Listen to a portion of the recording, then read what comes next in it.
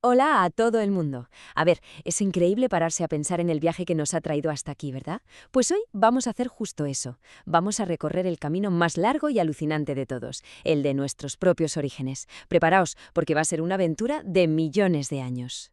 Y todo empieza con la gran pregunta, ¿no? La que nos hemos hecho desde siempre, en todas las culturas.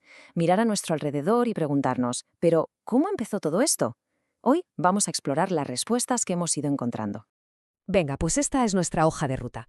Primero, veremos las dos grandes ideas sobre nuestros orígenes. Luego nos meteremos de lleno en el proceso que nos hizo humanos. Echaremos un vistazo a cómo vivíamos como cazadores-recolectores, descubriremos la revolución que lo cambió todo y, para terminar, seguiremos la expansión humana por todo el globo. ¡Vamos allá!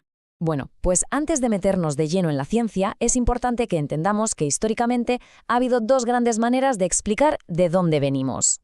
Por un lado, tenemos las teorías creacionistas. La idea principal, presente en muchísimas culturas, es que la humanidad fue creada por una o varias divinidades. Los ejemplos van desde la creación en la Biblia hasta el mito de la diosa china Nuwa.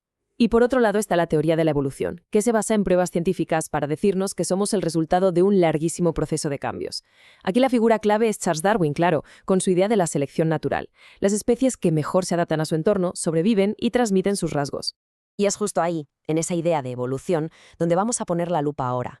Este proceso increíble que llamamos hominización no pasó de un día para otro, ni mucho menos. Fue un viaje de millones de años que empezó en un único lugar, el continente africano.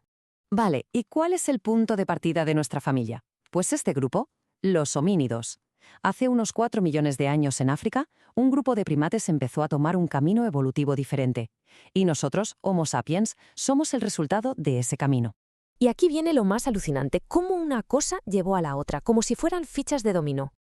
Primero, nos pusimos de pie. El bipedismo fue fundamental porque, de repente, teníamos las manos libres. ¿Y para qué?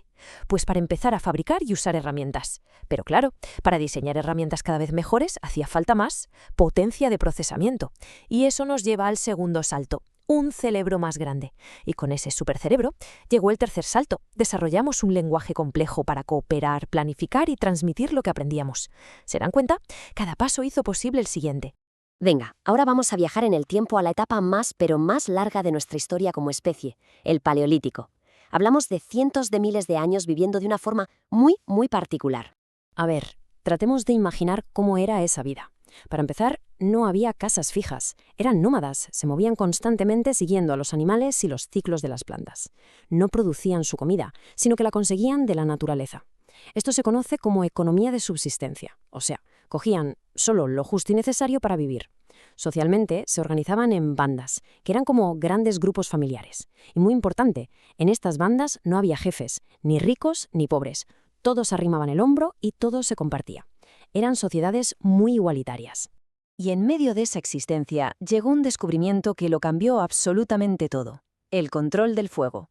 De repente se podía cocinar la comida, lo que la hacía más nutritiva y segura, daba calor, permitía socializar por la noche y, sobre todo, era la mejor arma para mantener a raya a los depredadores.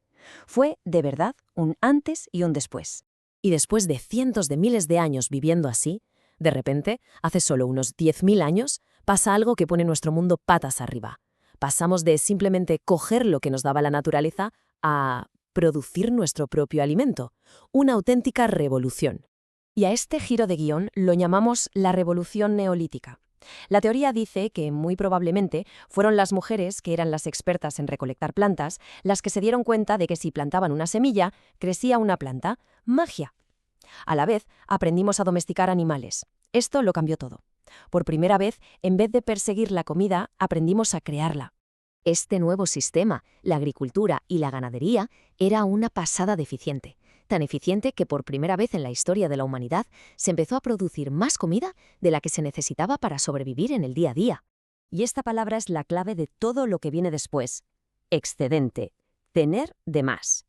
Parece una tontería, pero este simple concepto va a provocar una reacción en cadena que creará el mundo en el que vivimos.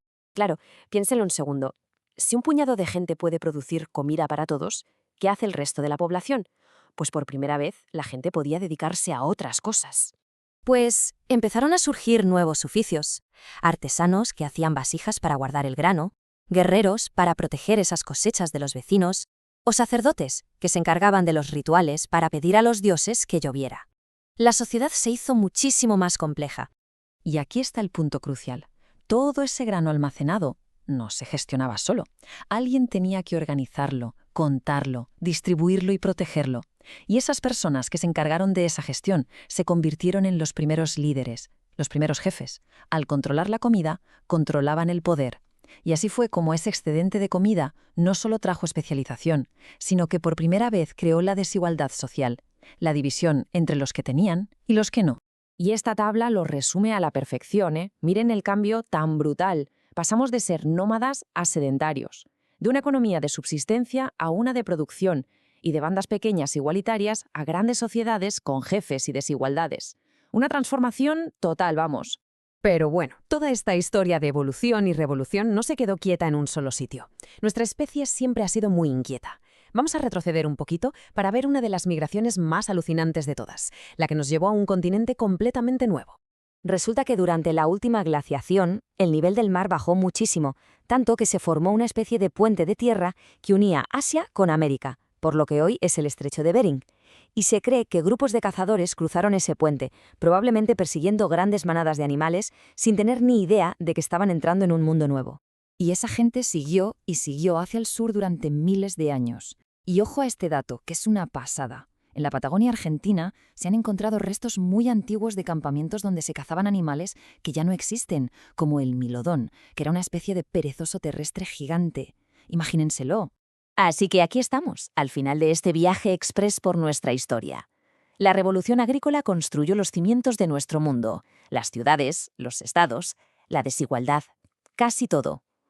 Y esto nos deja con una pregunta flotando en el aire, ¿no? Si esa fue la gran revolución del pasado, ¿cuál es la gran transformación que está definiendo ahora mismo nuestro futuro?